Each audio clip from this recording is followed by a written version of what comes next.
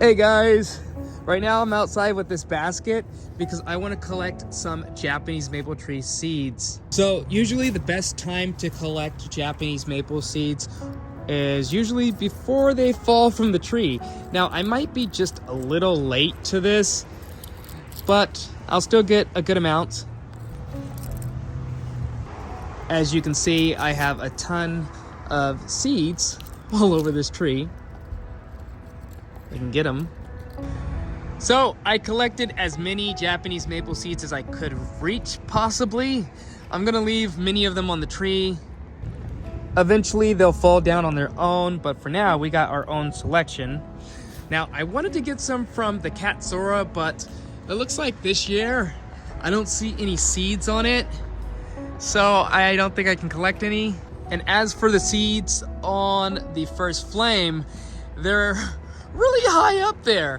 I was looking for some closer to the base of the tree, but there's not many I can actually reach. There might be like a few here and there, yeah, that I can actually get with my fingers. Right there. So unless I'm gonna get a ladder, I'm not going to get any seeds from this Japanese maple tree, unfortunately. But fortunate for me, we have some Osakazuki seeds.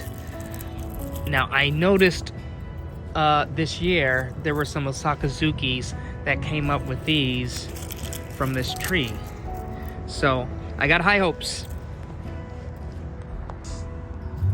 Now, if you're wondering what I plan on doing with these seeds, I have an experiment I would like to try where I'm just going to fill a container with some soil and put all the seeds in there, see what actually comes up. I might put them in a protected area eventually.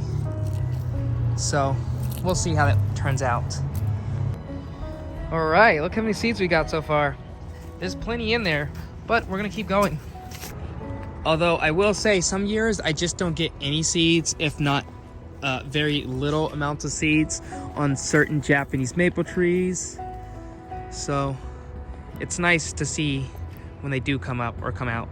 But that's not the same for every single tree here in the garden. Some of them just always seed. In fact, quite heavily. By the way, I don't have any high hopes for like hundreds of Japanese maple seeds to just readily sprout.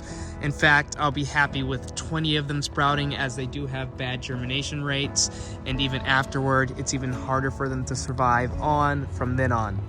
In fact, out of the thousands of Japanese maple seeds that fall in the garden year after year, I probably only see about 12 come up from the soil. And if I'm not fortunate enough to make my way to them in time, usually they'll be eaten by slugs or other insects. These guys are a delicious snack for them, so they usually take them out before I can dig them up.